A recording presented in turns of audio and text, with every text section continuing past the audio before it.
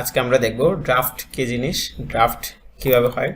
অর্থাৎ আমরা যদি এরকম কোনো শেপ থাকে যেখানে একদিকে ছোট অথবা একদিকে বড়, অর্থাৎ ক্রমশ সরু থেকে ক্রমশ মোটা, এরকম যদি কোনো কিছু আমাদের করতে হয় তখন আমরা কিভাবে করব, সেটা রেক্টেঙ্গুলার অবজেক্টের ক্ষেত্রে হতে পারে, সেটা সিলিন্ড্রিক্যাল কোনো কিছুর ক্ষেত্রে হতে পারে, সেটাই দেখানোর চেষ্টা করব। সো আমি প্রথমে একটা নতুন উইন্ডো নিচ্ছি, পার্ট, সেখান থেকে যে এখন একটি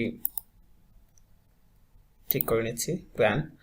তো তারপর আমি স্কেচ, ওকে, এই পর্যন্ত। তো প্রথমে বৃত্তটি রেখে নিচ্ছি, কিভাবে বৃত্ত করব। এই যে এখনো ডাইমেনশনের একটি বৃত্ত আঁকলাম, আমি মনে করলাম যে এটি 100। সো আমি যদি মনে করি যে এটাকে এখন এক্সট্রুড করব এবং আমি চাই এটি কত ডিগ্রিতে ধরি আমি যে এটাকে 100 করব, এটা হাইট হবে 100 এবং এটার ডিগ্রি হবে অ্যাট দ্য এন্ড, এটা হচ্ছে ড্রাফট। আমাদের যদি এটা যদি মনে হয় যে 100 থাকবে না, নিচে 100 আছে, উপরে কমে যাবে, বাট উপরে কোনো একটা ডিগ্রি থাকবে, তাহলে আমরা কিভাবে এই ডিগ্রি সেট করব? সেটার জন্য আমাদেরকে আসতে হবে এই এক্সট্রুডের ভিতরেই আছে আমার ড্রাফট। এখানে যদি মাউসের পয়েন্টার নিয়ে যাই তো সে নিচে দেখাচ্ছে ড্রাফট অন অথবা অফ। এখন অফ অবস্থায় আছে, আমি যদি এটাকে অন করি তাহলে এখানে নিজে নিজে একটি ডিগ্রি দেখাচ্ছে। আমি যদি এখানে ডিগ্রি 10 ডিগ্রি দিয়ে দিই, সে একটি দেখাচ্ছে এখানে ডিগ্রি সেট হয়েছে। তা আমি চাই ডিগ্রি ড্রাফট এটাকে আউটওয়ার্ড করতে পারি, অর্থাৎ সামনের দিকে গিয়ে একটু বেশি ডিগ্রি হয়ে যাচ্ছে। 10 ডিগ্রি আছে কিন্তু সেটা আউটওয়ার্ড, আমি আউটওয়ার্ড চাচ্ছি না, আমি ইনওয়ার্ড চাচ্ছি। এখন আছে ইনওয়ার্ডে। এখন আমি যদি ডিরেকশন 2 চাই, অর্থাৎ দ্বিতীয় দিকেও যদি চাই, অর্থাৎ এই দিকে, অর্থাৎ এইরকম, এখন এটাকে একটি মিউজিক্যাল ইনস্ট্রুমেন্টের মতো দেখাচ্ছে।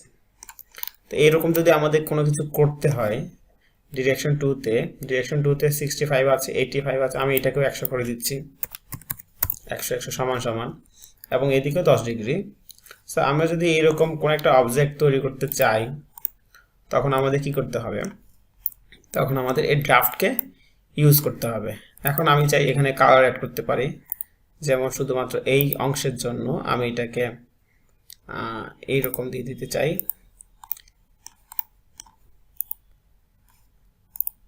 এইভাবে আমি চাই কালার সেট করতে পারি, অর্থাৎ এই দুই অংশকে একই রকম দিচ্ছি এবং এই অংশটির জন্য আমি কালার সেট করে দিচ্ছি এইটা রেড, এবং এই অংশের জন্য আমি কালার সেট করছি এইটা। তো প্রত্যেকটি পার্টসের জন্য সেপারেট আমি কালার কম্বিনেশন ঠিক করে নিয়েছি। তাই আমরা যদি ড্রাফট দিয়ে এরকম কোনো কিছু করতে চাই তখন আমাদেরকে ড্রাফট ব্যবহার করতে হবে। আর একটি বিষয় হচ্ছে, আমি নতুন একটি উইন্ডো নিই, এই তো গেল আমার সিলিন্ড্রিক্যাল বস্তুর ক্ষেত্রে, অর্থাৎ প্রতিসম বস্তু, সিলিন্ড্রিক্যাল প্রতিসম বস্তুর ক্ষেত্রে। এখন যদি আমার অবজেক্টটি হয় এমন যেটি হতে পারে রেক্টেঙ্গুলার কোনো কিছু, তখন আমি কিভাবে করব সেটা একটু দেখানোর চেষ্টা করছি।